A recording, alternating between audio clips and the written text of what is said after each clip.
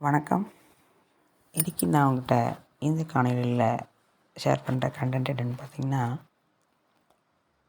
ஒருத்தவங்களை பார்த்தோன்னே அவங்களோட குரல், அவங்களோட உருவம், அப்புறம் அவங்களோட ஒரு ஒரு பிம்பம், இது இன்னொருத்தவங்களுக்கு ரிஃப்ளெக்ட் ஆகும் இந்த பூமியில். அது ஒரு மரமாகட்டும், ஒரு ஒரு நாய்க்குட்டியாகட்டும், இல்லை ஏதோ விலங்குகள், உயிரற்ற பொருட்கள், இல்லாத பொருட்கள், இது எல்லாத்துக்கும் பொருந்தும். ஆனால் நம்ம குறிப்பாக மனிதர்கள் மேலேயும் இந்த வீட்டு பெட் அனிமல்ஸ் மேலேயும் நம்ம சில வைப்போம். அந்த பாசம், பற்று, ஏக்கம், இதை காதல்னு கூட சொல்லலாம், அன்பு. இப்போது இது ஏன் ஏற்படுது அப்படின்னா, சில பேரை பார்த்தோன்னே பிடிக்கும், சில பேரை பார்க்க பிடிக்கும், சில பேரை பிடிக்கவே பிடிக்காது, சில பேர் என்ன முயற்சி பண்ணாலும் அவங்கள பிடிக்க முடியாது. ஃபார் எக்ஸாம்பிள், ஒரு பையனுக்கு ஒரு பொண்ணை பிடிக்குன்னு வச்சுக்கோங்க. அவன் எவ்வளோ முயற்சி பண்ணாலும் அந்த பொண்ணுக்கு அவனை பிடிக்கவே பிடிக்காது. ஆனால் அவனோட தன்மை எல்லாமே குட்டாக தான் இருக்கும், நல்லா தான் இருக்கும். அதே மாதிரி ஒரு பையனுக்கு ஒரு பொண்ணை எந்த மாதிரி கவர்ந்தெழுத்தாலும், என்ன மாதிரி அவங்களுக்கு செஞ்சாலும் அது பிடிக்காது. அதே மாதிரி ஒருத்தங்களை அவங்க எதுவுமே செய்ய மாட்டாங்க, அவங்கள பார்த்துருக்க கூட மாட்டாங்க, ஆனால் அவங்கள பிடிக்கும். இதெல்லாம் எந்த மேஜிக்கில் நடக்குது? இதெல்லாம் நம்ம மேஜிக்னு ஒத்துக்க மாட்டோம். நமக்கு அப்படி கண் முன்னாடி ஏதாவது ஒரு பொருளை காமிக்கணும், இல்லை பறக்கணும், இல்லை தண்ணியில் நடக்கணும், நெருப்பில் குதிக்கணும், ஆனால் எது ஆகக்கூடாது. இந்த மாதிரி தான் எக்ஸாம்பிளாக ஒரு விஷயங்கள் நடந்தால் நம்ம அதிசயம் நடக்கிறோம். அந்த வகையில் இந்த பூமியில் நம்ம யார் யார் கூட தொடர்பு கொள்ளணும், யார் யார் கூட நம்மளோட செயல்கள், வினைகள், கர்ம வினை பிணைக்கப்பட்டிருக்கோ அவங்க மூலம் ஒரு மெல்லிய நூல் இணைக்கப்பட்டிருக்கும். அது அது எந்த காலகட்டத்தில் அந்த நூல் இணைக்கப்படணுமோ அந்த காலத்தில் அந்த நூல் இணைக்கப்படும். ஃபார் எக்ஸாம்பிள், நம்ம ஸ்கூலில் படிக்கிறோம், மேக்ஸ் பீரியடு மண்டே ஃபஸ்ட் பீரியடாக இருக்கும்.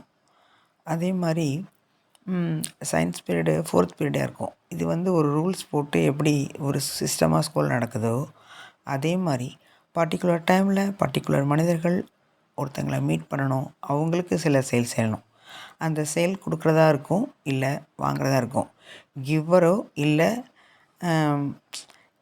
இப்போ அவங்க கொடுக்குறவங்களாம் இருந்தால் பண உதவியோ, பொருள் உதவியோ, ஆன்ம உதவியோ. இதே ரிசீவராக இருந்தால் அவங்க மேலே ஒரு பழியோ, அவமானமோ, இல்லை அன்போ, இது எது வேணால் கொடுக்குறது வாங்கல். இது ஒரு வகையில் இது பிஸ்னஸ் மாதிரி தான் நடக்குது.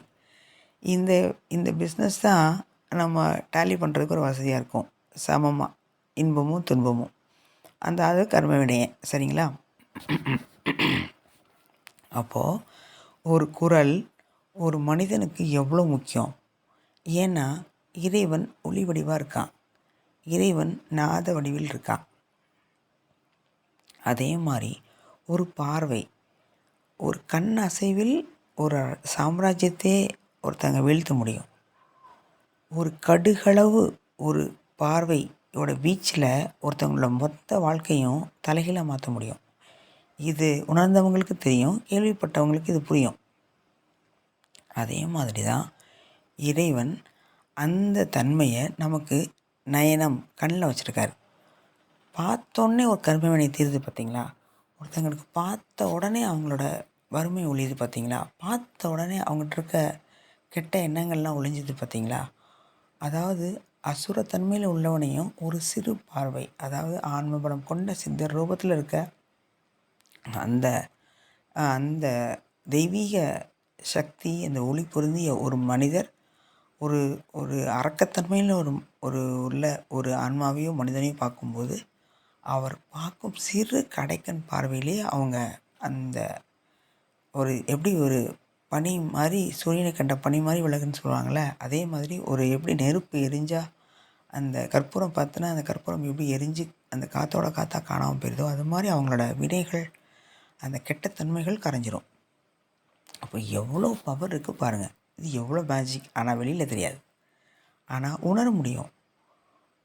இதை யார் உணர முடியும்னா, பாம்பின் கால் பாம்பறியும் அந்த கணக்கில் என்கிட்ட இருக்கிற உணர்வை உணரக்கூடிய தன்மை இருந்தால் மட்டும்தான் நீங்கள் எனக்கு என்ன செஞ்சுருக்கீங்கன்னு உணர முடியும் இல்லையா?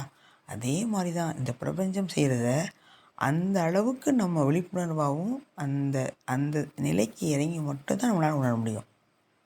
அதனால தான் சில சித்தர்களையும் சித்த ஞானிகளையும் அது ஆஃபீஸ்லேயே இருக்கட்டும், விசுவாசங்கிற தன்மை எதுக்கு வருது, எப்படி வருது, இந்த மாதிரி தான். சில பேர் வந்து கண்ணா பின்னான்னு பாசமாக இருப்பாங்க. அந்த விசுவாசம்னா அவங்க உயிர் கொடுக்குறக்கு கூட தயாராக இருப்பாங்க. இந்த அளவுக்கு எப்படி ஒருத்தங்களுக்கு இந்த விசுவாசம் வருது, நம்பிக்கை ஏற்படுதுன்னா அவங்களோட இந்த கனெக்ஷன், ஆன்ம தொடர்பு, இது கர்மவினைப்படியாகவும் நடக்கலாம். இல்லை இப்போ ரைட் நவ் அந்த காலத்தில் ஏற்பட்ட பிணைப்பாக இருக்கலாம். இல்லை பிணைப்பின் ஏற்படணுங்கிறதுக்காண்டி ஏற்பட்ட சந்திப்பாக இருக்கலாம். இந்த காலத்தில் இப்போ இந்த மனிதர் சந்திப்பாங்கிற மாதிரி. இதுதான் இந்த உலகத்தை ஒரு விதமாக கட்டமைச்சிருக்கு. அது எப்படின்னு கேட்டிங்கன்னா, நீங்கள் ஒரு ஒரு ஜன்னல் வழி ஒரு சூரிய ஒளி வரும்போது அதில் தூசி படலங்கள்லாம் பார்த்துருப்பீங்க பார்த்தீங்களா? அந்த தூசி படலம் தான் உங்களுக்கும் எதிரில் உள்ளவங்களுக்கும் உள்ள தன்மையை உணர்த்த வைக்குது. அந்த தூசி படலம் இல்லைன்னா நாமளும் அவங்களும் ஒன்றாயிருவோம். இப்போது நான் பேசிகிட்ருக்கேன், நீங்கள் கேட்குறீங்க. இந்த 2 வேறுபாடுங்கிறத தாண்டி ஒரு பொருள் நம்ம பார்க்குறோம் இல்லையா? அந்த பொருளுக்கும் நமக்கும் உள்ள ஒரு இடைவெளி எப்படி இருக்குது? அந்த ஜன்னலாக பார்க்குறோம், சூரியனை சூரியனாக பார்க்குறோம். ஒரு பொருளை ஒரு பொருளாக பார்க்குறோம் அப்படின்னு சொன்னால், ஏன் நம்ம உடலையே நம்ம உடலாக பார்க்குறோம்னா, அந்த நமக்கு நடுவில் இருக்க அந்த தூசி படலத்தால் தான் பார்க்குறோம். யாருக்கு தூசி படலங்கிற தன்மை இல்லாத தன்மை வரும்போது அவங்க அந்த பொருளாகவே மாறிடுவாங்க. இதை நீங்கள் உணர்ந்திருப்பீங்க. நான் அதுவாகவே மாறினேன் அப்படிங்கிற தன்மையை எப்படி ஒரு அனுபவ பூதியாக பெற முடியும்னா இப்படி தான் பெற முடியும். அப்போது அந்த ஃப்ரீக்குவன்சியில் அந்த ஒரு ஸ்தூல உடல்லேருந்து சூட்சும உடலுக்கு போகும்போது இந்த தூசி படலம் எடுக்கப்படும் போது நாம் அதுவாக மாற்றப்படலாம். நாம் அதுவாக மாற்றப்படும் போது தான் அந்த தன்மைக்குள்ளே இறங்கி நம்ம செயல்பட முடியும். ஃபார் எக்ஸாம்பிள் ஆதிசங்கரர் வந்து ஒரு உடல்லேருந்து இன்னொரு உடலுக்கு போகும்போது அதுவாக மாறினா தானே அது ஆக முடியும். அப்போ இந்த தன்மை ஏதோ ஒரு தொழில்நுட்பம் இருக்குதுன்னு நினைக்கிறேன். அது எனக்கு உணர தெரியல. மேபி இப்படி இருக்கலாம்னு இது பேசும்போது இந்த மாதிரி ஒரு எண்ணம் வரதுனால சொல்கிறேன். நீங்கள் எப்படி அதுவாக மாறுவீங்க? நான் பேசிகிட்ருக்கேன், நீங்கள் கேட்டுட்ருக்கீங்க. நீங்கள் நானும் நீங்களும் மாற முடியுமானா சாத்தியம் அப்படின்னா அப்படி தானே இருக்க முடியும். அந்த புரிதல் அடிப்படையில் நான் இது பண்ணி சொல்கிறேன். இப்போது இந்த அன்பு நிலை, இந்த அன்பு, இந்த பாசம், இந்த ஏக்கம் எப்படிலாம் ஒரு சித்தர் மேலேயோ ஒரு வாழ்வில் ஒரு கணவன் மேலேயோ ஒரு குழந்தை மேலேயோ ஒரு பறவைகள் மேலேயோ ஒரு விலங்குகள் மேலேயோ செடி கொடிகள் மேலேயோ வருது அப்படின்னா இங்கே அன்பின் மூலம் இணைக்கப்பட்டிருக்கோம் நம்ம.